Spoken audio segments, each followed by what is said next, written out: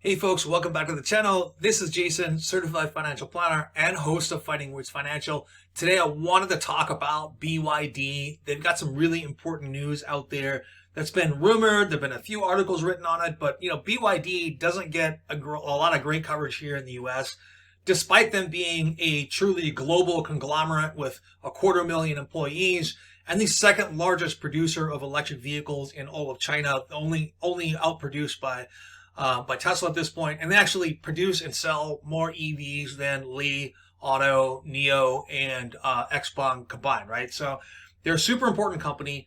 They're also a vertically integrated company in a lot of ways. They are what Tesla aspires to be in the future in terms of their manufacturing capabilities. And that's really what I wanted to talk about today is some of their manufacturing capabilities. I've done a few videos on BYD and the semiconductor shortage, stating that this is the one company that makes vehicles that's not going to be affected by this because they produce their own semiconductors. They have a wholly owned subsidiary called BYD Semiconductor. Well, it looks like it's been rumored before in the past, and there have been a few articles written on this, but there hasn't been like strict confirmation. They are going to spin off their semiconductor division here, and there's an article here on Gasgoo, and I'm going to go to that right now. All right, so if you guys aren't familiar with this website, this is a website, it's autonews.gasgoo.com, and it's news about the Chinese vehicle market, not just the electric vehicle market, but really their entire auto industry.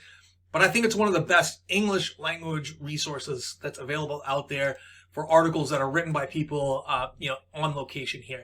So BYD is going to spin off its semiconductor business ahead of listing on China Export. So this is a big announcement. They announced it back on May 11th that it plans to spin off their controlled subsidiary of BYD Semiconductor for an independent listing on the Shenzhen stock exchange.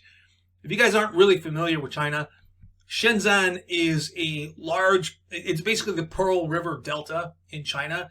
And it's a sort of mega metropolis area that has about 57 to 60 million people that are living there. And it's this giant manufacturing and export center. I went there 20 years ago and had a hard time wrapping my brain around the scale of industrial facilities that were in this region. And I can tell you one thing, it's probably only gotten more impressive since then and more modernized, and it's probably a heck of a lot cleaner, right? So BYD said that the spinoff is not going to result in any changes in BYD's equity structure, and BYD is still going to be the controlling shareholder of BYD Semiconductor. But upon completion of the spinoff, they're going to continue working with R&D and production and sale and power of semiconductors, intelligent control units, intelligent sensors, and photoelectric semiconductors. We're talking about their intelligent control units. We're really talking about these IGBTs that are really central to controlling an electric vehicle, and one of the things that's causing a bottleneck right now in electric vehicle production. So according to BYD's announcement, they're going to change the name of the company to something else, that doesn't really matter. What really matters here is they're probably going to be able to take the money from going public and invest this in more and more semiconductor manufacturing capabilities, which I think is very, very important for the future of not just BYD going forward, as they're of course going to be the primary customer of this subsidiary, but they're also going to be supplying more and more of the needs of the electric vehicle industry in terms of semiconductors. They're going to be that provider of choice. And I also think that they're going to be that provider of choice when it comes to batteries to some degree as well, with their Blade battery, which is based on the lithium iron phosphate battery chemistry, which is slightly less energy dense than some of the most energy dense battery chemistries that are out there. But it's extremely easy to produce. It's extremely cheap to produce. These are super long lasting batteries, and they're some of the safest batteries out there on the market, much less likely to catch on fire. They won't catch on fire even if the battery is punctured in some cases. So yeah, super important for BYD. Maybe not something that everyone is interested in. I've said this before, I don't have BYD stock mainly because I just can't buy everything that I want. I'm finally saying it now though. I will be initiating a substantial position, something probably over the $10,000 or $20,000 mark in BYD sometime in the next couple of months. That is going to happen, folks.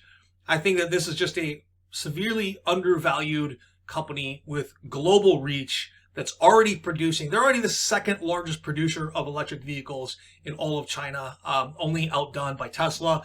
And if you look at the numbers that were recently released by the Chinese Automotive Association, last month they were actually the highest producer and deliverer of electric vehicles. They even beat out Tesla. Even though Tesla saw a 29% gain this month, it looks like BYD's numbers are right there as well. So I know a lot of people that are excited about NIO and excited about XPeng or excited about Li or Tesla. They're not excited about BYD.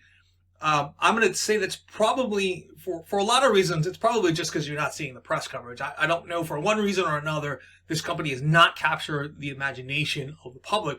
But I'm telling you, it's marching along. They're doing really well and doing a lot of things right.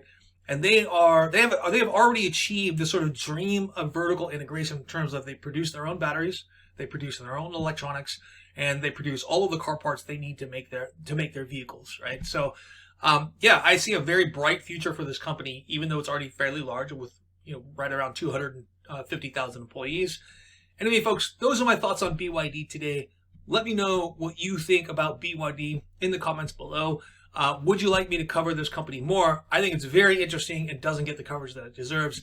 Anyway, let me know in the comments below. Like and subscribe to this video, and please check out my Patreon. It's only $5 a month, and there are some seriously smart people on that group that can help you get your portfolio knowledge to the next level. Thank you very much, and have a nice day.